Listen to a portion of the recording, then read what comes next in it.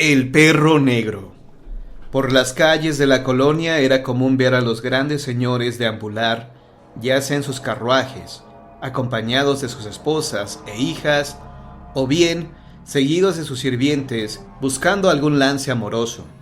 Pues este fue el caso de don Alejandro de Velázquez, quien era un próspero hombre de negocios, enfocado a la minería, pues poseía ricos yacimientos de plata en lo que ahora conocemos como Taxco. Don Alejandro vivía solo, en un palacete por el rumbo de lo que ahora es La Soledad, pues su familia había fallecido en un accidente. De carácter fuerte pero a la vez noble, don Alejandro era un hombre de la iglesia, benefactor de cuanta encomienda y causa social le propusieran sus amigos, casi todos ellos altos jerarcas de la iglesia. En su casona ubicada en lo que hoy es la calle de Mesones, había alguien que amaba profundamente a don Alejandro, su perro, un poderoso y enorme mastín español de color negro, a quien el buen hombre había criado desde cachorro. La noble bestia, aunque imponente, era de tierno corazón y era un bonachón con los hijos de los sirvientes. Como siempre, el éxito causa envidias y no faltaba quien dijera que la fortuna de don Alejandro era mala vida. De ahí que el Santo Oficio lo apresara gracias a la denuncia de uno de los empleados de sus propias minas, don Fernando de Gómez, quien lo acusó de hereje, con tal de quedarse con su fortuna. El pobre hombre fue encarcelado y sometido a toda clase de tormentos, hasta que en una de esas, estando en el potro, sucumbió ante el castigo y expiró. En ese momento, el mastín que esperaba a su amo, cada noche apostado ante la puerta principal de la casa, se removió en su lugar y recibiendo una especie de descarga eléctrica surgida de la nada, falleció también. Quiso el destino que el calumniador fuese a vivir a la casa de quien fuera su víctima, y luego de instalarse con su familia, esposa y 2 hijas, doña Ana de 9 años y doña Gertrudis de 6, se sintió satisfecho con su fechoría, pues ahora disfrutaba de dinero y reconocimiento social gracias a su crimen. Un día, una de sus hijas, doña Ana, le fue a dar las gracias por el regalo, diciéndole que era el mejor papá del mundo. Don Fernando pensó, cosas de chiquillas, y no hizo caso. Sin embargo, al correr de los días, la niña hacía referencia a qué inteligente y bueno era con ella Melchor. El padre pensó que se trataba de algún amiguito nuevo, surgido seguramente de entre los hijos de los sirvientes. Grande fue su sorpresa al revelarle su hija que se trataba de un enorme perro. Y me quiere mucho porque siempre está conmigo. Don Fernando sintió que se le hacía un nudo en el estómago sin causa aparente. Al parecer, gracias al comentario de su hija, le dio un inesperado ataque de angustia, el que padeció por un momento, incluso poniéndose pálido, pero después, con las actividades cotidianas, el incidente quedó en el olvido. Y hablando de olvido, pronto fue que se pasó un año de la injusta muerte de don Alejandro, cuando don Fernando de Gómez se encontraba solo en su casa. Su esposa e hijas se habían ido a la plaza y él había preferido permanecer a solas para hacer algo que le encantaba: acariciar sus monedas de oro. Fue cuando escuchó algo detrás suyo que lo hizo estremecer de temor. Era el gruñido de un animal, como de un perro. Seguramente se lo estaba imaginando, pensó para sí mismo y trató de convencerse de ello, cuando de nuevo se escuchó muy cerca de sus oídos el sonido característico de un perro a punto de atacar.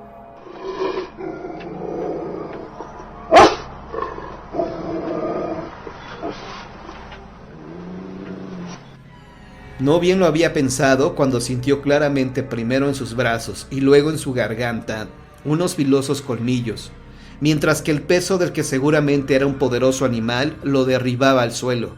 Solo que don Fernando no lo veía, solo sentía cómo a dentelladas le destrozaba la carne.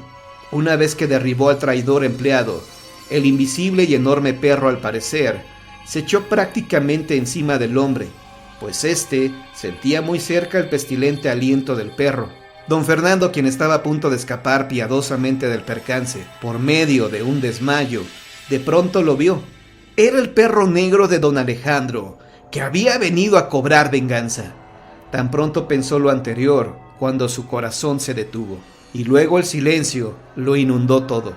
Cuando llegaron su mujer y sus hijas, lo encontraron desgarrado, como si hubiera luchado con una bestia, y lo único que encontraron fue una correa de cuero, la que Ana identificó como la de su amigo, un mastín español de color negro llamado Melchor. Los hechos sobrenaturales han estado presentes en todas las culturas de los albores de la humanidad, y a la luz de las propias creencias religiosas y tradicionales, se ha querido dar una explicación a tales fenómenos. ¿En realidad los muertos nos visitan? ¿Pueden quienes han fallecido escapar del cerco del más allá y visitarnos, o pueden otros seres espectrales venir de dimensiones desconocidas para irrumpir en nuestra vida cotidiana y hacerla insoportable por el miedo que genera en nosotros todo lo desconocido? Estas preguntas las contestarían afirmativamente los miembros de un grupo de excursionistas que decidieron poner sus tiendas de campaña en la famosa Marquesa, bosque húmedo ubicado a unos minutos de la Ciudad de México, donde al lado de la carretera hay innumerables restaurantes y fonditas, donde se degustan gran variedad de exquisitos platillos, entre ellos la trucha, que se cría en la misma zona, así como michote de conejo, cecina y sopa de hongos o de médula. Pues bien, un 30 de octubre, Álvaro Rojas y sus amigos de la prepa decidieron ir a este parque para practicar el campismo. De entre las diferentes planicies del sitio, escogieron el Valle del Silencio para armar sus tiendas de campaña. Se repartieron las actividades, se indicó quiénes irían por leña y prepararían el fuego, quiénes se encargarían de preparar los alimentos y quiénes harían la primera guardia. Todo marchó sin contratiempos hasta que la noche empezó a llegar, pues entonces todos comenzaron a sentir un frío que entumía los huesos. Inmediatamente salieron a relucir chamarras y cobijas y se alimentaron con mucho más leña las fogatas, alrededor de las cuales se animó la reunión con guitarras y un poco de alcohol. A eso de las 11 de la noche, algunos jóvenes empezaron a entrar en sus tiendas para descansar, pero realmente había sido agotadora esa jornada, que había empezado desde temprano en sus lugares de origen, al norte de la Ciudad de México. Y bueno, ¿quiénes iban a hacer la primera guardia?, preguntó Álvaro, pero nadie le contestó. El frío se había hecho insoportable y los elegidos para el primer turno de vigilancia prefirieron hacerse los desentendidos e irse a dormir a sus tiendas. Álvaro igualmente se metió en su bolsa de dormir, en la tienda que compartiría con otros 3 excursionistas, pero estaba un tanto preocupado. ¿Realmente sería seguro este paraje?, se preguntó, pero decidió desentenderse de toda aprensión e imitar a sus compañeros que ya roncaban.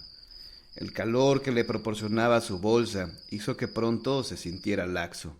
Los párpados le pesaban mucho y dejó caer los brazos a lo largo del cuerpo.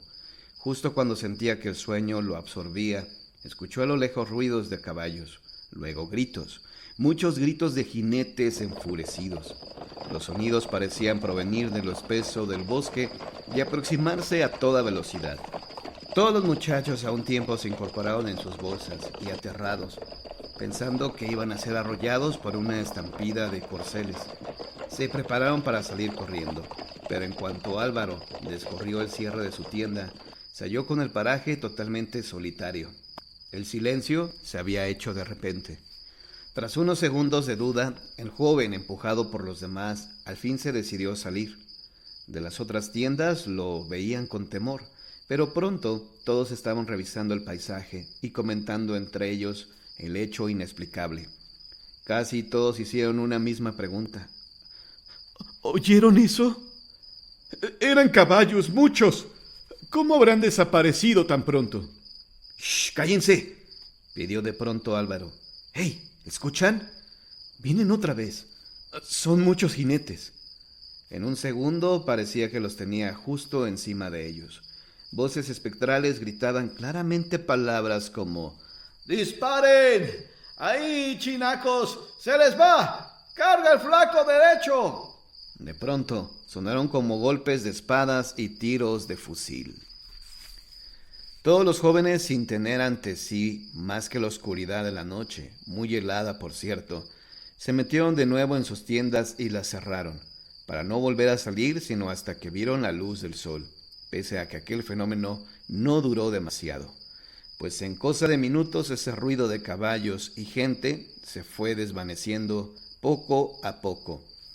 Apenas clareó, los jóvenes ojerosos, porque habían pasado toda la noche en vela, cubriéndose la cara con sus mantas o sus chamarras, recogieron todas sus cosas y como almas que lleva el diablo, salieron de ese paraje a todo lo que daban sus piernas. La explicación de este hecho sobrenatural, el cual creemos que puede constatar cualquiera que se atreve a pasar la noche en el sitio elegido por los excursionistas, es que en ese sitio, el cual se llama en realidad Parque Nacional Miguel Hidalgo y Costilla, se dio la llamada Batalla del Monte de las Cruces durante la Guerra de Independencia. En dicho acontecimiento, las fuerzas insurgentes comandadas por Hidalgo vencieron a los realistas al mando de Torcuato Trujillo. Esto fue el 30 de octubre de 1810.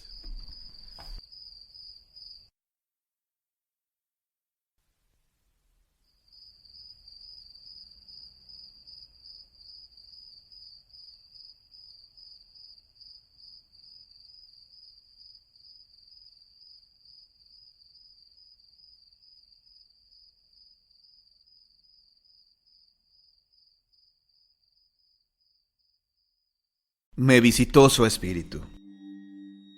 Mi historia no es nada fuera de lo común. El relato de mi historia es muy reciente. Ocurrió este 13 de agosto. Ese día llegué al trabajo a la 1 de la tarde, como de costumbre. Ese día, no sé por qué, me sentía feliz. Era una felicidad de esas que vienen de la nada, donde hasta el perro callejero y maltratado de la esquina de tu casa te parece el animal más bello. Abrí mi correo electrónico. Enseguida noté que tenía un correo nuevo. Era de mi hermanito y tenía la leyenda de urgente. Así que me dispuse a abrirlo. Al hacerlo, el mensaje decía: Eli, comunícate a casa de la tía. Es urgente. El teléfono es... No le tomé mucha importancia porque mi hermanito se acababa de ir a vivir a Guadalajara con mi mamá. Así que lo primero que se me vino a la mente fue que seguramente se le habría olvidado algún papel para su inscripción en la escuela. Decidí, por tanto, llamarle en la noche, en cuanto saliera de mi trabajo. Llegada la noche, pasé a comprar una tarjeta telefónica y me dispuse a llamar a casa de mi tía, donde viven mi mamá y mi hermanito, pero nadie contestó, lo cual empezó a ponerme nerviosa y ligeramente preocupada. Acto seguido, llamé a casa de mi abuela sin tener resultado alguno, acrecentando esto mi preocupación. Como último recurso, llamé a otra tía mía, que aunque casi no se ve con la anterior, por teléfono se mantienen siempre bien informadas respecto a lo que acontece en la familia. Sonó como 3 veces máximo y me contestó mi prima. Al decirle lo del mensaje de mi hermanito y lo de las llamadas que jamás me devolvieron, ella me dijo: «Ah, sí, es que la prima Raquel murió el jueves». Y ya era lunes. Mi primera reacción fue no creerle y decirle que no inventara, que no me dijera eso ni de broma. Y tras su insistencia con lo mismo, no me quedó más remedio que creerle y sentir cómo un dolor muy profundo y agudo no me dejaba respirar. Después, me dispuse a llamar a un número telefónico que mi prima Saudi me dio, de la casa donde vivían los papás de mi prima Raquel, ya fallecida. Cuando llamé, me contestó uno de mis primos y me confirmó la noticia. Yo me solté en un llanto tan desolador que no pude seguir bien el hilo de la conversación, por lo que decidí colgar para poder llorar con calma. Eso fue a las 9:30 de la noche, y no paré hasta que encontré a mi mejor amiga en el camino de regreso a mi casa. Ella se quedó conmigo durante toda la noche y parte de la madrugada con la intención de que cesara mi llanto. Pero cuando creía tranquilizarme, el llanto me abordaba de nuevo con más ganas que al principio. Cuando al fin conseguí tranquilizarme, eran como las 3 de la mañana y mi amiga, al creerme dormida, optó por retirarse a descansar, pues estuvo en vela toda la noche tratando de serenarme. Al escuchar la moto de mi amiga alejarse, solo pude decir: «Ay, Raquel, ¿qué voy a hacer sin ti? Ven por mí». Yo había vivido con mi prima, ahora fallecida, 8 meses, y nos hicimos con un cariño bastante grande, una hacia la otra. Fue justo entonces cuando, al terminar de pronunciar mi frase, sentí claramente cómo ella me abrazaba y me decía, con su acostumbrada voz de serenidad: «Elí, no me digas eso». Y al preguntarle yo el por qué, me contestó: «¿No ves que haces más largo mi camino?». Luego siguió una conversación más o menos así: «Y es que no te tocaba», le dije. Y ella me contestó: «Sí, ya me tocaba. Y estoy bien. Dile a mi mamá que estoy bien y que ya no me llore». Yo la sentía su cuerpo desnudo en mi espalda, y cuando quise voltear a verla me dijo: «¡No me veas!». «¿Por qué no?», le pregunté, pero ella, por toda respuesta, presionó mi cara contra la almohada para evitar cualquier intento mío por verla. Se mantuvo así como 1 hora, más o menos, dándome una gran calma, hasta que logré dormirme. En la noche le conté a la madre de mi prima Raquel lo que había sucedido, y ella me dijo que me creía porque justo ese día, en la misa, un amigo de mi prima le contó que también la había visto, y que su mensaje para con ella era exactamente el mismo. Con eso me quedé más tranquila. En mi primera oportunidad pregunté si este suceso podía haberse dado en la realidad, y todos me dijeron que sí, porque su muerte era todavía reciente y aún podía materializarse. Me dijeron que la había sentido desnuda, porque así se encontraba en el momento de la autopsia. Si no dejó que la viera era porque sabía que estaba muerta. Vino a verme porque yo estaba sufriendo mucho, y eso a ella le dolía. Por eso, su insistencia en reconfortarme, y desde luego le dio resultado.